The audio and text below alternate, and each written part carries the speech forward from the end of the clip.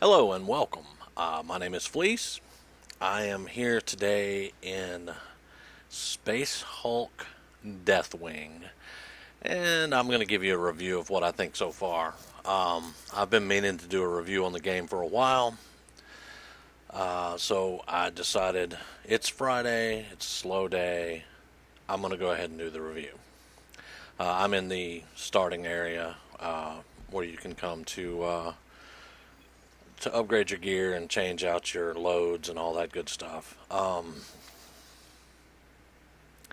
And of course, I'm playing single player. I'm on my librarian, and yeah, what I'm going to do is I'm going to show you a little bit of footage of the game. I'm going to talk about some of the highlights of it and some of the things that I think of it.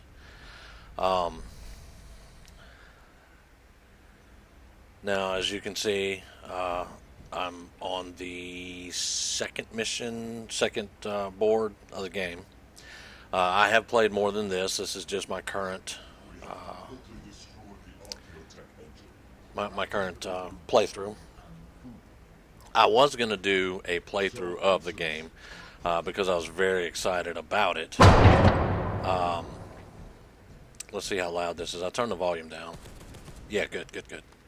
I was going to do a full playthrough, yeah, because I was really excited because I'm a Warhammer 40K guy. I like it. I love reading the books and playing the different games and stuff, and I was very excited for this game. That being said, there are a few things that I don't really care for, but overall,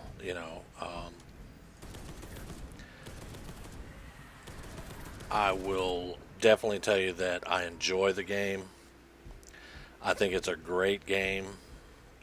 This is not a Space Hulk, you know, Warhammer 40K bash fest. That's not what this is at all. Um, because I actually enjoy this game. I like it a lot. Now, one reason I wanted to show you some of the footage is so that you could see the graphics. I showed it a little bit in my beta tutorial review.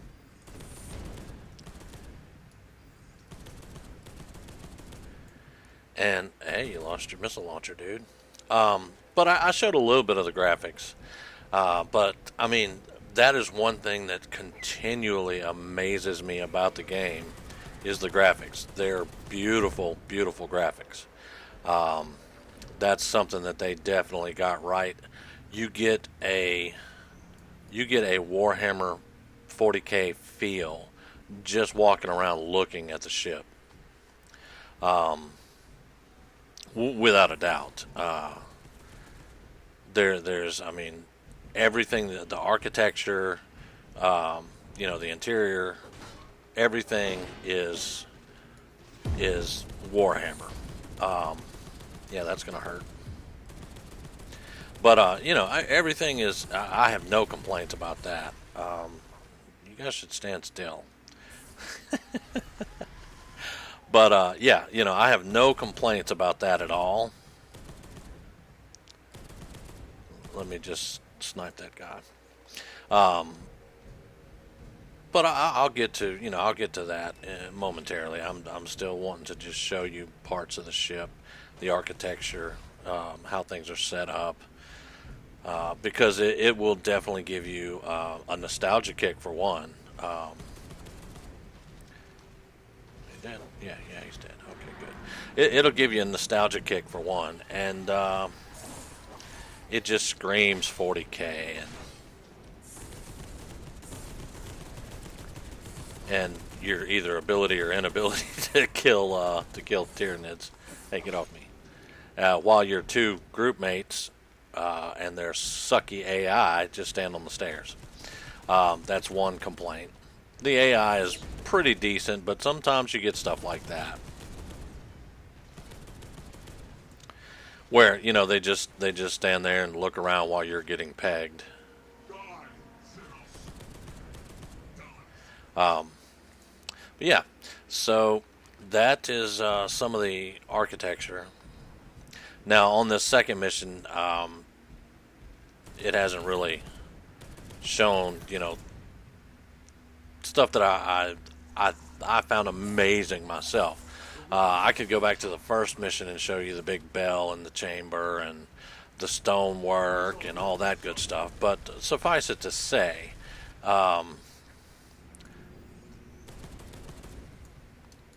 it's a beautiful game. All right, so what I'm going to do now is I'm going to cast a gate. Oh, wait, no. First, I'm going to run from that turret. We're going to run from that turret because that turret will take you out. And there we go. So, let me get out of the scope there. I love the way you scope the weapon. I absolutely love how that's set up. Now I'm going to get my list here.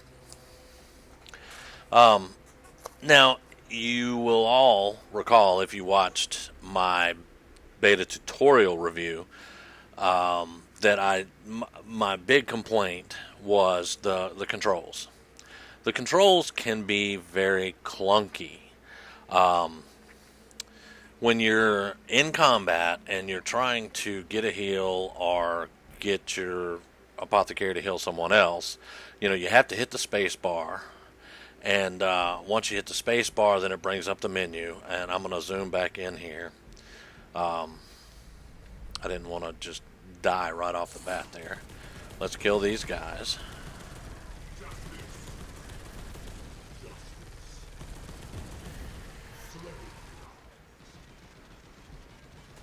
Alright, so when you're in combat, you hit the space bar, it brings up this thing. And then you have to cycle around to where it says heal, and then you can heal, you can tell the apothecary to heal either himself, the other guy, or you. Now the problem that I have is this is, I'm a keyboard mouse player, and when you try to mouse over, sometimes it's just really clunky, and sometimes you wind up over here, and one, it can entirely be frustrating for you. Now, as an operator, I can take part of the blame for it because it's a little bit clunky and I don't care for it, and you have to be precise. But when you're in combat and you want to heal, or you want them to heal the other party member, and you have to go, it can be a nightmare to go through all that in the game. Oh, hey guys. Decided to go up and around, huh? So yeah, that's just one thing. Now, I mean, with a controller, I'm sure it's not a problem. And if you've got a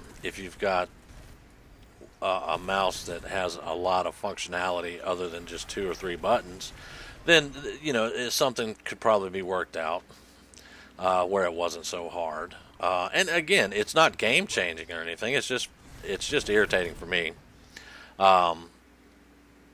To do that while I'm in the middle of combat.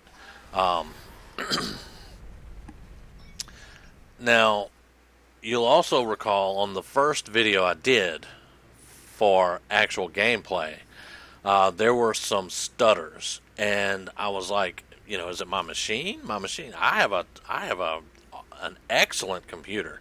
It's built for gaming. I mean, this is what we do for a living. And it's built for gaming, and I'm like, wow, man, is it if it's my machine, then that means this game is just freaking through the roof. So Zeno had come in here and he went through my machine, and he's like, no, everything looks fine. We updated some drivers from a video card, and and then he tested it and it did fine, and then it did it again, and it would keep dropping frame rates like crazy. And as I investigated that, and as I did more research on the game itself, and as I played the game, that's just something that happens.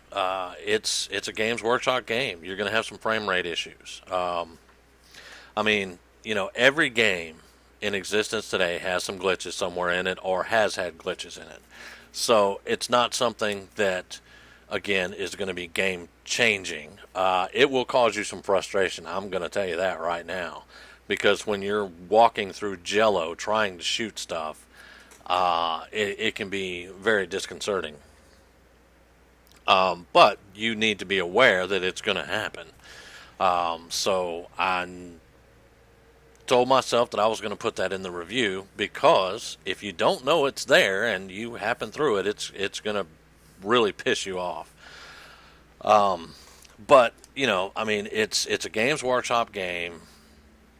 They've all had glitches, and some of them have frame rate issues, things like that. So expect it. It's still, the excellence of the game far outweighs some frame rate drops in certain areas. I mean, my number one topic that I wanted to touch on was graphics. I mean, look at this room. Look at this architecture without somebody shooting at us or trying to eat our face.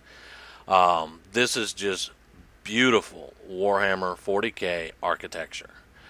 This game is amazing when it comes to the graphics. Hands down, no argument. It's frickin' amazing. I love it.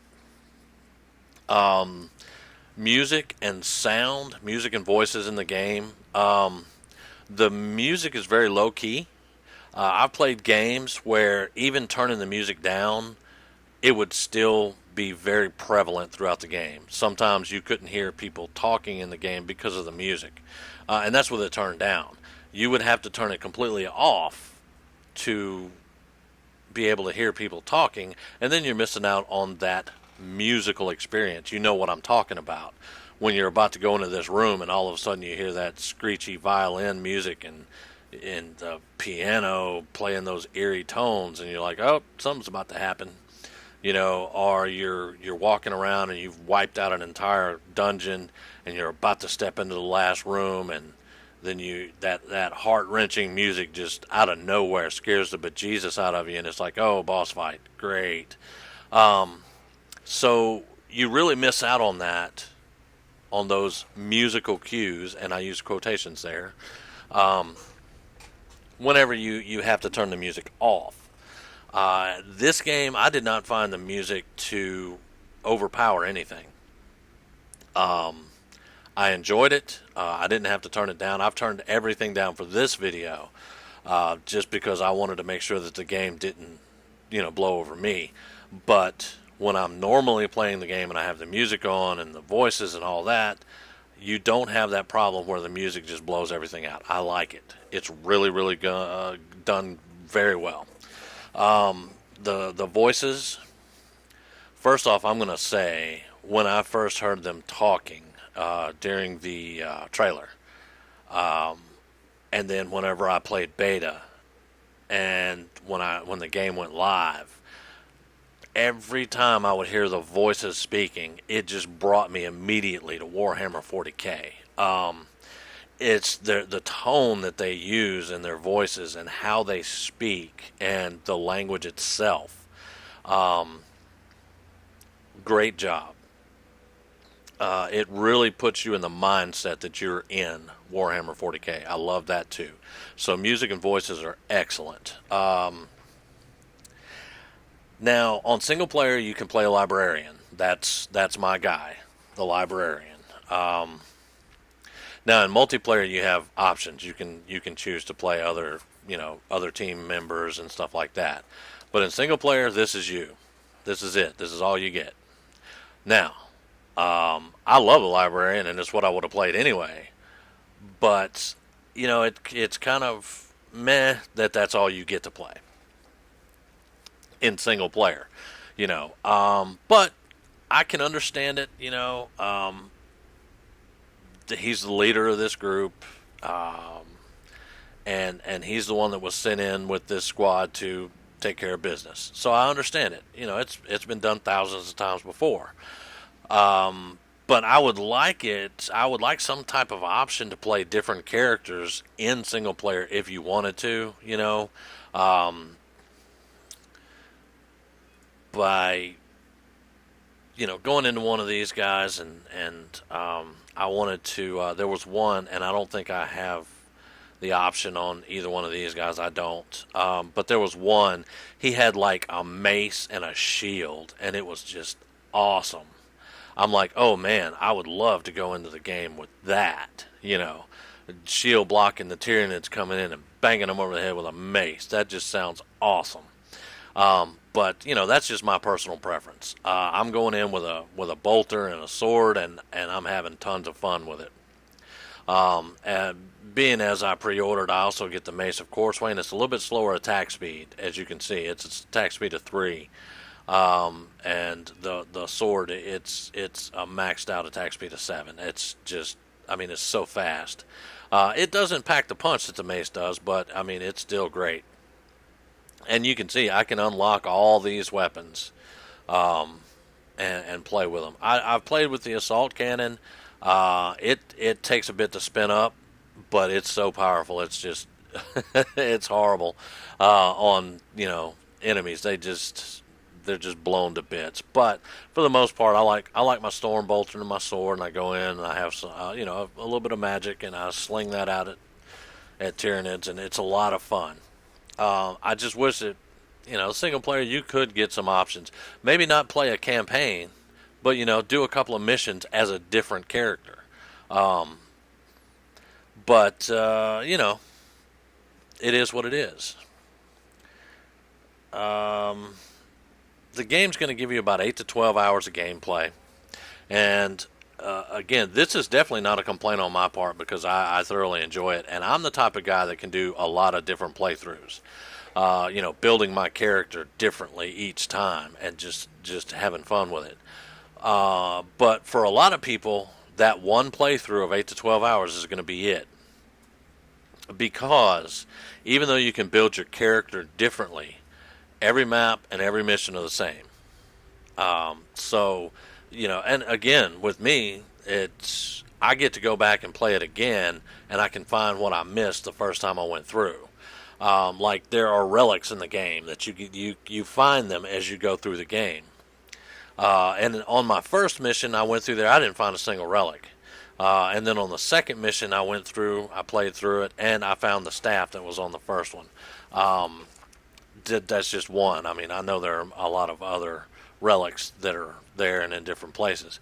But the thing is, I can play through and find, I mean, because there are completionists out there that will play through until they find every single relic in the game. And there's absolutely nothing wrong with that. Now, all this being said, this entire review being said, because we're going a little bit, we're almost at 20 minutes. I want to hurry up a little bit. But the whole thing being said, it is an awesome game. It has a few quirks. If you are into Warhammer 40K, you will love the game. If you're into multiplayer and pugging, you know, you're going to love it even more, because you can play as different characters and stuff. With the glitches, with the flame, I just saw Flamer. Yeah, with the glitches, with the frame rate drops, it can be a little bit disheartening, but it's definitely not going to be a game changer, because it doesn't happen all the time as far as that goes. It doesn't happen all the time. You'll walk into certain rooms, though, and the frame rates will drop, and you may have some stutters. But just be aware of that.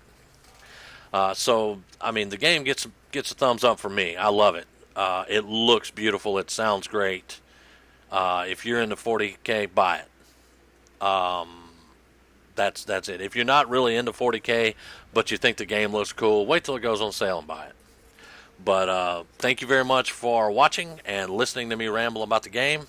This is my official review. And, you know, if you get the game, enjoy. It's great. Please remember to like, share, subscribe. Links to all of our social media are below the video. And great gaming, guys. Thank you.